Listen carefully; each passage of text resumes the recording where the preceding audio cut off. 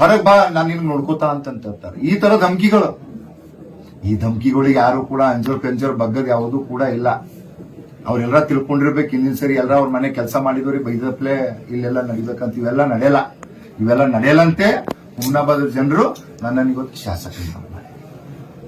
KDP ಸಮಯದಲ್ಲೇ ಈ ತರ ಗುಂಡಾವರ್ತನೆ ಮಾಡ್ತಂದ್ರೆ ಜನಸಾಮಾನ್ಯರಿಗೆ ಯಾವ ತರ ಮಾಡ್ತಾರೆ? ಒಂದು ಶಾಸಕನಾಗಿ ನನ್ ಮ್ಯಾಗೆ ಈ ತರ ಒಂದ್ ಮಾಡ್ತಾರೆ. ಜನಸಾಮಾನ್ಯರ ಹಾಲತ್ ಏನಿದಿರ್ಬೇಕು ಹುಮ್ನಾಬಾದ್ನಲ್ಲಿ, ಅದ್ರ ಬಗ್ಗೆ ನಾವು ವಿಚಾರ ಮಾಡ್ತೀವಿ.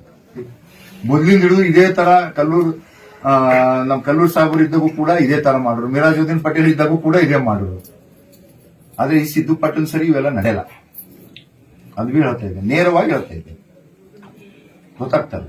ನಾವು ಶಾಂತಿ ಪ್ರಿಯರು, ಶಾಂತಿಲಿಂದ ಏನ್ ಮಾಡಿದ್ವಿ ನಾವು ಶಾಂತಿ ಒಳ್ಳೆ.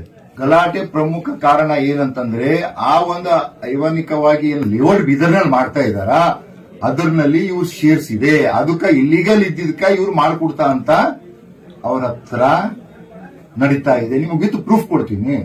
ಅದಕ್ಕಾಗಿ ಅವರಿಗೆ ಈ ತರ ಈಗ ಹೊರಗೆ ಬಂತು ಇಂಥದೆಲ್ಲ ಅಂತಂದ್ರೆ ನಮಗೇನು ದುಡ್ಡು ಸಿಗ್ತಾ ಇತ್ತು, ಅದು ಸಿಗಲ್ಲ ಅಂತ ಅವ್ರಿಗೆ ಅದು ಒಂದು ಇಲ್ಲ. ಇವರಿಗೆ ಅದು ಇದಕ್ಕ ಲೇಔಟ್ ಸಂಬಂಧಿ ಅಂದ್ರೆ ಇವ್ರು ಯಾಕೆ ಬಟ್ ಮಾತಾಡ್ಬೇಕು? ಎಲ್ಲರ ಸುಮ್ನೆ 4 ಮಂದಿ ಗುಂಡಗಳಿಗೆ ಬಿಡೋದು, ನಾಟಕ ಮಾಡೋದು, ಅಲ್ಲಿ ಹೋಗೋದು, ಉಚ್ಚ ಶಬ್ದಗಳಿಂದ ಅನ್ಬೇಕು. ನಾನು ಕೂಡ ಇವತ್ತ